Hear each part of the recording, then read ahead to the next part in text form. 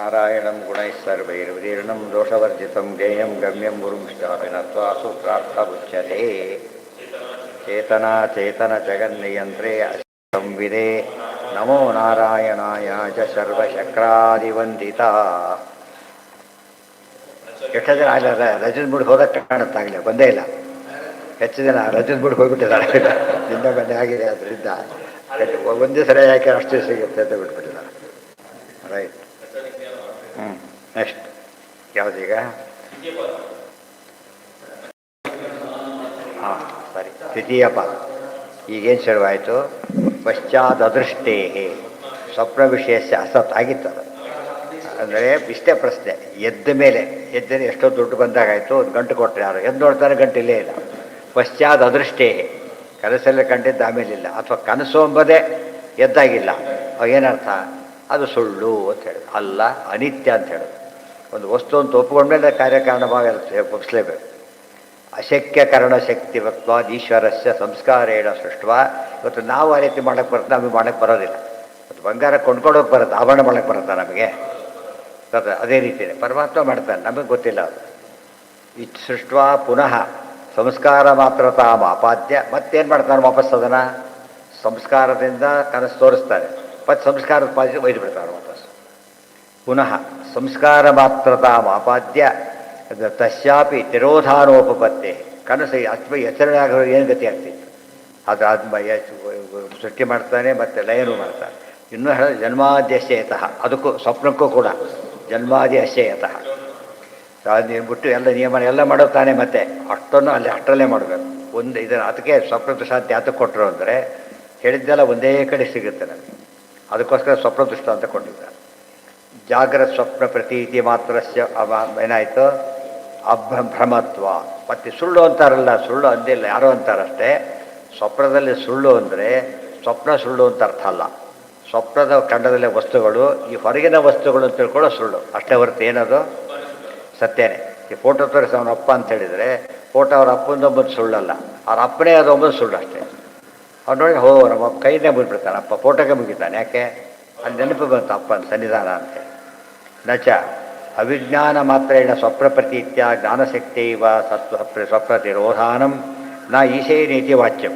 ಪ್ರಸ್ತಿಕರು ಎಷ್ಟು ಹಠ ಹಿಡಿತಾನೆ ಅಂದರೆ, ಹೋಗಿ ಬಿಟ್ಟಿದೆ ಬಂದು ಒಪ್ಕೊಂಡ್ಬಿಡ್ತೀವಿ ನಾವು. ಸ್ವಪ್ನ ಸೃಷ್ಟಿ ಮಾಡ್ತಾನೆ ಪರಮಾತ್ಮ, ಲಯ ಮಾಡೋದಕ್ಕೇನು ಬೇಕಾತ?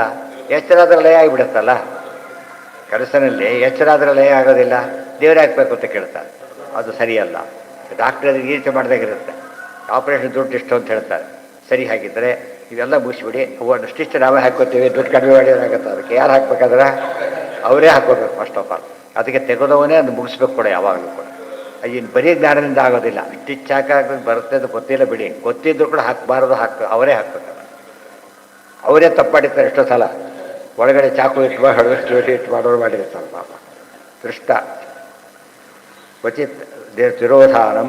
ಒಂದು ಸರ್ತಿ ಆಗೋದು, ದೇವರೇ ಎಬ್ಬಿಸ್ಬೇಕು. ಯಾರೋ ಎಬ್ಬಿಸ್ತಾರೆ, ಯಾರೋ ಎಬ್ಬಿಸೋದಿಲ್ಲ. ಯಾರೋ ಎಬ್ಬಿಸಿದ್ರೆ ಎಚ್ಚರ ಆಗೋದೇ ಇಲ್ಲ, ದೇವರೇ ಎಬ್ಬಿಸಿದ್ರೆ ಮಾತ್ರ ಎಚ್ಚರ ಆಗೋದು. ಬೋಧೆ ಜೀವಸ್ಯ. ಇಲ್ಲೂ ಸ್ವಾರಸ್ಯ ಏನಿದೆ ಗೊತ್ತಾ? ಅವರ ಶಿಷ್ಯ ಕೊಟ್ಟಿರ್ತಾರೆ, ಇವರು ಎಷ್ಟಕ್ಕಾಗೋದಿಲ್ಲ ಅದನ್ನು. ಆಕೆ ಹೋಗ್ಬೇಕಾದ್ರೆ ಆಮೇಲೆ ಏನು ಅವರು ಓದಿರಿದ್ರೆ ಕೇಳೋದಿಲ್ಲ, ಅವ್ರ ಕಂಟ್ರೋಲ್ ಇಲ್ಲ. ಈಗ ಅದು ಶಿಷ್ಯ ಕೊಟ್ಟಾದ ಮೇಲೆ ಏನು ಮಾಡೋಂಗಿಲ್ಲ. ಇದು ಹಾಗಲ್ಲ, ದೇವ್ರು ಏನು ಮಾಡಬಾರಕ ಆ ಕ್ಷಣಕ್ಕೆ ತೆಗಿತಾರೆ, ಎಕ್ಸ್ಟೆಂಡ್ ಮಾಡ್ತಾರೆ. ಬೇಕಾದ ಮೇಲೆ ಕೆಲವು ಸ್ವಪ್ನಗಳು ಕಂಟಿನ್ಯೂ ಆಗ್ತಿರುತ್ತೆ. ಅರ್ಥಕ್ಲಿಸಿ ಯಾರೋ ಎಬ್ಬಿಸ್ಬಿಟ್ಟಿರ್ತಾರೆ, ತಿಳ್ಕೊಬೇಡ ಬೈ ಚಾನ್ಸ್, ಮತ್ತೆ ಅದೇ ಕಂಟಿನ್ಯೂ ಆಗ್ತಿರುತ್ತೆ ಆ ಥರ. ಅದು ದೇವರ ಮ್ಯಾಜಿಕ್. ಜೀವಸ್ಯ ಅಸ್ವಾತಂತ್ರ್ಯ. ಜೀವನಿಗೆ ಅಸ್ವಾತಂತ್ರ್ಯ ಇಲ್ಲ ಅಂಬೋದಕ್ಕೆ ಅದು ಏನೇನೇನೂ ಇಲ್ಲ. ಔಷಧಿ ಕೊಟ್ಟ ಆಪರೇಷನ್ ಮಾಡ್ಕೋಬೇಕಾದ್ರೆ ರೋಲ್ ಏನಿದೆ ಅದರಲ್ಲಿ? ಅದು ಏನು ರೋಲ್ ಏನು ತೊಗೊಂಡು ಬರ್ತೋಡು, ಏನು ತೊಗೊಳ್ಬಾರ್ದು ಅಂತ ಔಷಧಿ ಕೊಟ್ಟಿರೋದು. ಯಾವ ಅವನಿಗಿದ್ರೂ ಏನಾಗುತ್ತೆ? ಅವನಿಗೆ ಡೇಂಜರು, ಇವನಿಗೆಲ್ಲ ಅವನೇ ತಡ್ಕೊಳಕ್ಕಾಗೋದಿಲ್ಲ. ಅದಕ್ಕೆ ದೇವರು ಹಾಗೆ ಮಾಡಿದ್ದಾನೆ. ಜ್ಞಾನಜ್ಞಾನಯೋ ತದನ್ಯತ್ವೇ ಜಡತ್ವ ಕೈಮುತ್ತೇನ ಎಲ್ಲೈತಲ್ಲ. ಅದು ಅಸ್ವಾತಂತ್ರ್ಯ. ಅಸ್ವಾತಂತ್ರ್ಯ ಎಂಬುದು ವೆರಿ ಸಿಂಪಲ್. ಅದು ಇನ್ನೇನು ಮಾಡ್ಕೊಂಡು ತೋರಿಸ್ತಾನೆ ಇಲ್ಲ. ಹೇಗೆ ನಮಗೆ ಎಚ್ಚರ ಇದ್ದಾಗ ಇಷ್ಟವಾದ್ದನ್ನು ತೊಗೊಳಕ್ಕೆ ಬರ್ತಾ ಇಲ್ಲ, ಅನಿಷ್ಟವಾದ್ದನ್ನು ಬಿಡ್ಲಕ್ಕೆ ಬರ್ತಾ ಇಲ್ಲ, ಅದಕ್ಕೆ ಅಸ್ವಾತಂತ್ರ್ಯ ಹೇಳಿಲ್ಲ. ಸ್ವಪ್ನದಲ್ಲ ಹಾಗೆ ಸೇಮ್ ಥಿಂಗ್. ಇದರಲ್ಲಿ ಭ್ರಮೆ ಇದೆ ಸ್ವಲ್ಪ, ಅದ್ರಲ್ಲಿ ಯಾವ ಭ್ರಮೆನೂ ಇಲ್ಲ. ನಾವು ಟೋಟಲ್ ಸ್ವಾತಂತ್ರ್ಯ ಅನುಭವಕ್ಕೆ ಬರುತ್ತೆ ನಮಗೆ. ಉಭಯ ದಿವಸ ಕೂಡ ಕನಸು ಬಿಟ್ಟು ಎದ್ದ ಮೇಲೆ ಚಿಂತನೆ ಮಾಡಬೇಕು.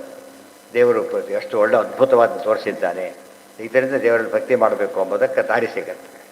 ಕೈಮುತ್ತೇನ ಅಸ್ವಾತಂತ್ರ್ಯ ದತ್ಸ್ವರೂಪತ್ವೇ ವಿನೈವ ವ್ಯಾಖ್ಯಾತತ್ವ ಸ್ವಸ್ವರೂಪತ್ವೇ ತೇನೈವ ವ್ಯಾಖ್ಯಾತತ್ವ. ಉಳಿದ್ರ ಬಗ್ಗೆ ಪರಮಾತ್ಮ ಅದೇ ಅರ್ಥದಲ್ಲಿ ಅಸ್ವಾತಂತ್ರ್ಯನೇ ಕಾರಣ ಅಂತ ಉಳಿದಕ್ಕೆ ಅಂಡರ್ಸ್ಟುಡ್.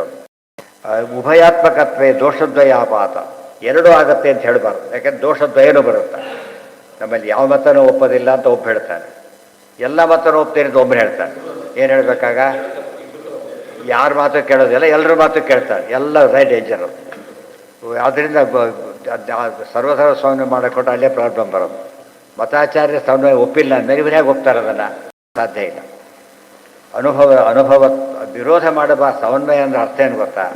ಜಗಳ ಮಾಡಬಾರ್ದು ಅಷ್ಟೇ ಅರ್ಥನೇ ಹೊರತು ಅವೆರಡು ಒಂದೇನು ತಿಳ್ಕೊಳ್ಳೋದು ಅರ್ಥ ಅಲ್ಲ. ಅದಕ್ಕೆ ಅಭಯತ್ ಅನುಭವತ್ ಇರುತ್ತೆ. ಅನುಭಯತ್ತಸ್ಯ ಅನುಭವ ಎರಡೂ ಆಗಲಿ ಅಂತ ಕೇಳಿದರೆ ವ್ಯಾಹತಿ, ಇಲ್ಲದೆ ಹೋದರೆ ಎರಡು ದೋಷನೂ ಬಂತು. ತಾವನ್ ಮಾತ್ರ ನಿಮಿತ್ತತ್ವೇ ಮಾನಾಭಾವ ಸರ್ವಸ್ಯ ಈಶ ಹೇತುತ್ವೇ ಮಾನಾಭಾವ. ನೀನೇನೇನು ಹೇಳೋಕೆ ಕೊಟ್ಟರೆ ಪ್ರಮಾಣ ಕೊಟ್ಟು ಹೇಳು. ಪ್ರಮಾಣ ನಿನಗಿಲ್ಲ.